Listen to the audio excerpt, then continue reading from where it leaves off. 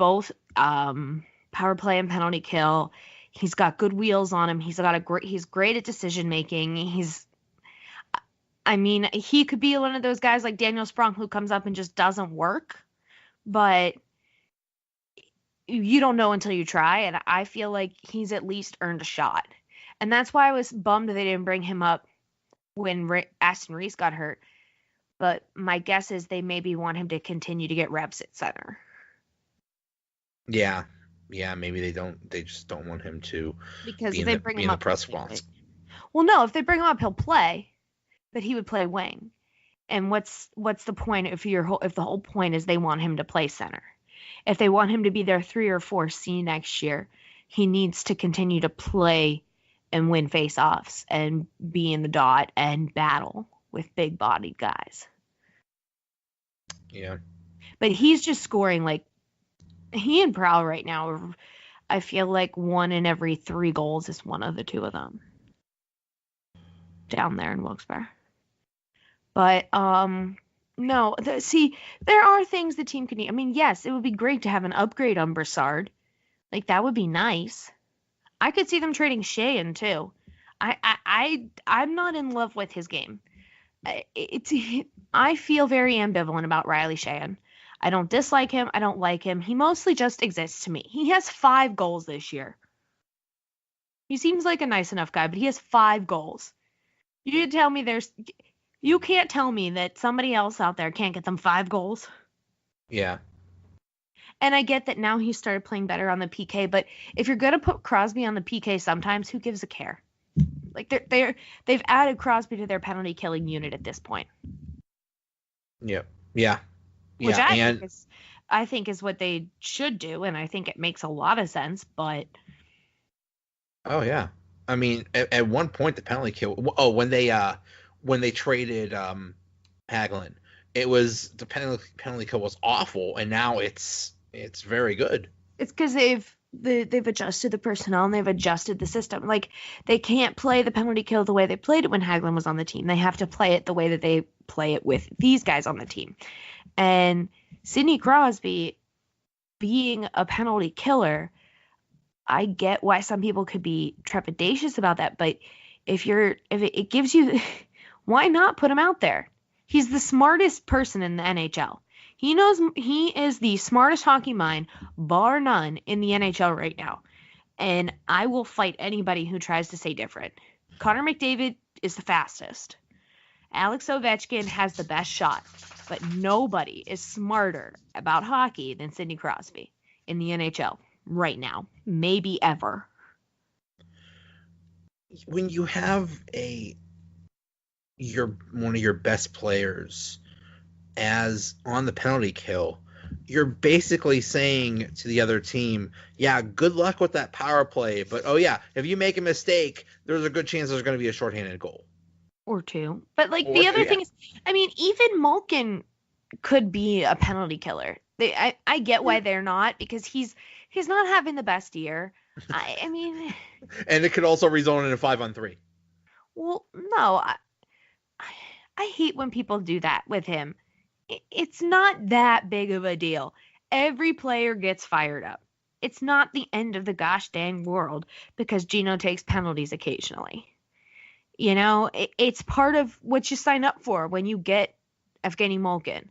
You get 6 foot, 3 inches of sheer power and terror that when he gets frustrated sometimes does stupid things. And the team was playing bad. And when the team was playing bad, he was trying too hard at doing more stupid things. But since the team has been playing better, he has done less stupid things. Notice a correlation, anybody? Right. There's that thought that you have to fix everything by yourself, so you go way above what you're capable of or what should be doing and take too many risks, and there you go. Yeah, I mean, and it's very easy to see that being a thing with Gino, because at the time too, he was playing with Phil, and Phil and Gino are, when they're on and they're together, they are absolutely horrifying. But when they're not, they feed off of each other's negative energy, and it's actually like a comedy of errors, They're, and it does not help anything. they're And I horrifying in the other way. and I think that that is part of the reason why Sullivan, other than wanting to try to expand the scoring out and see if Kessel can't help Brassard get it together. I mean, at this point, maybe play Cullen with Kessel and make that your quote unquote third line. You know, Yeah. I don't know at this point. Like, He's gonna make a trade, and not just Ruedel. Something is gonna happen. Which why do I know that? Well, I'm made saying two that trades. because that's true. That's true. It's Jim Rutherford. He makes his trades early. He went out. He got what he needed, which was better defense. He went and got it, and now we've got the better defense. I don't know what he would add. Bottom what 6? they need. I mean, Rust being so good really helped, because now you have that great first line: Crosby, Gensel, Rust. Well, Brian Rust is now in the top, I want to say 50 scorers or 10 scorers at 5-on-5. Maybe 50 is the word I'm looking for. But he's really improved. Gensel's really improved. Everybody ebbs and flows. So, like, Malkin will get hot again. It'll happen. Phil's going to get hot again. It'll happen. Hornquist, he's going to go on a tear. Like, those sorts of things are guaranteed to happen over the course of a season.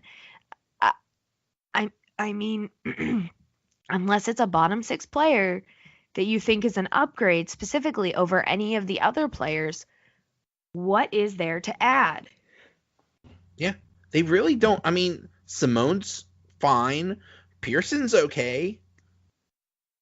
Oh yeah, that I forgot about that. They have Pearson.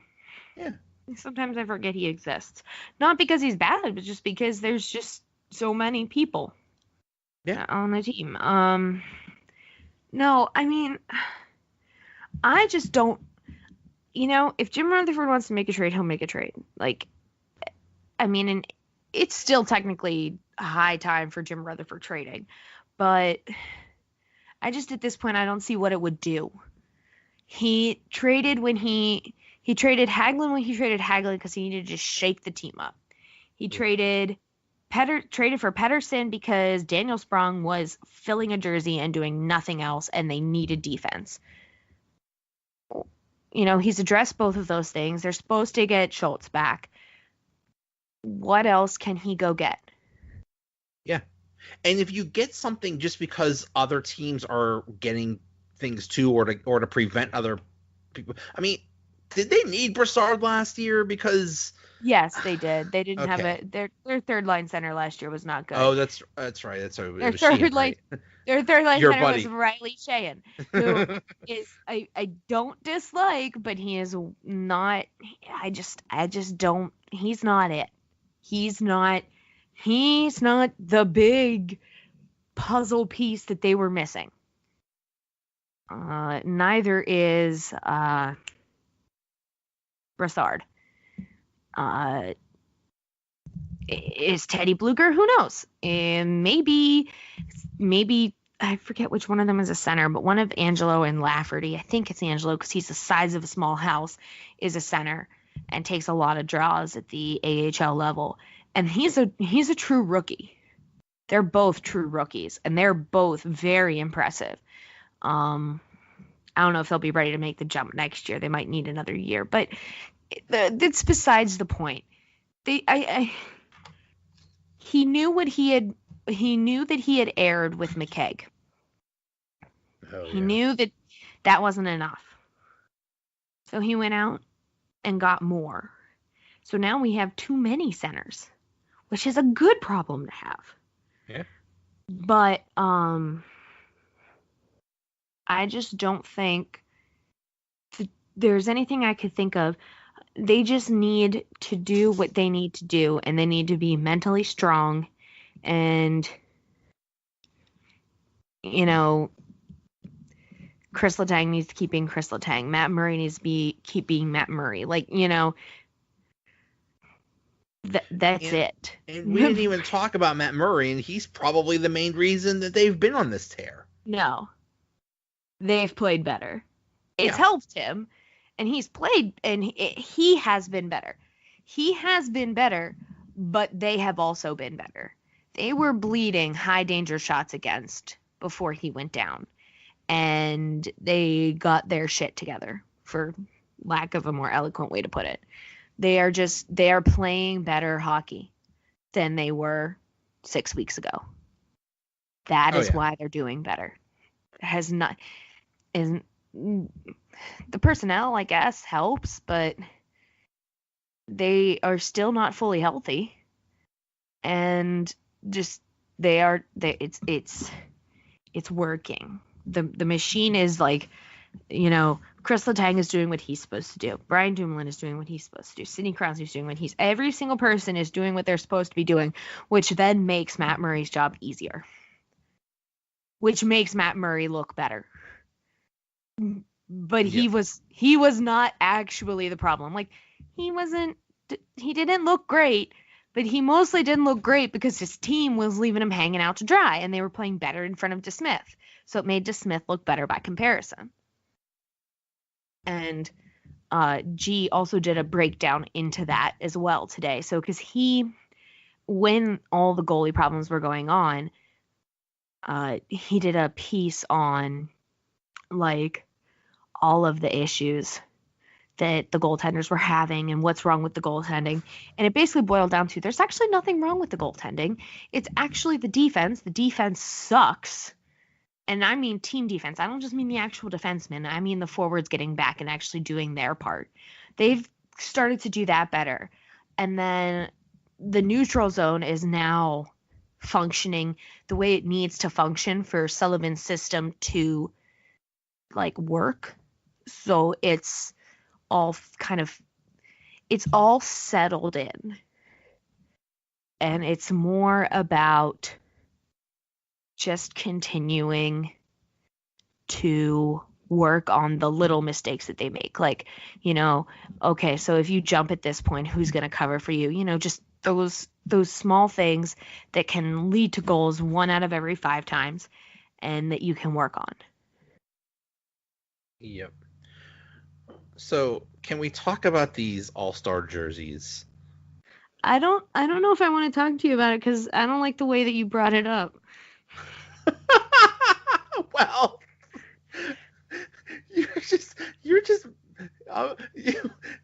I can't win today. I've upset the hockey gods, and now I'm asking questions wrong. And no, you're not asking questions wrong. Just the way that you said these jerseys, I can tell what you think about them. I don't know what to think. I mean, so it's just all black and white. They're beautiful. That is what they are. And they help the earth, the oceans. I don't understand. That's the end of the story for me. There we go. They're gorgeous. It's an environmental all-star game. Well, yeah. So Adidas. So a little bit of backstory, because perhaps you're listening to this and you're like, what the heck is she talking about? When Adidas, Adi0 as they're called, jerseys dropped today, they specifically the way they advertise them, the way they drop them, they are the first hockey jersey to be made with reclaimed and upcycled materials. So what they do is they work with this company called, is it Perry's? I forget the name now. But they are a company that actually takes plastic trash from the ocean and spins it into polyester material. So it's great, and it's really good for the environment. I'm sorry, I'm trying to see if I can get the exact name here. Parley, that's it, not Perry. So they work with they're called Parley. They take plastic out of the ocean, and the goal is to help save the earth and save the animals. And so they did that as the base for these jerseys. Now, the jersey look themselves is also completely new. It's something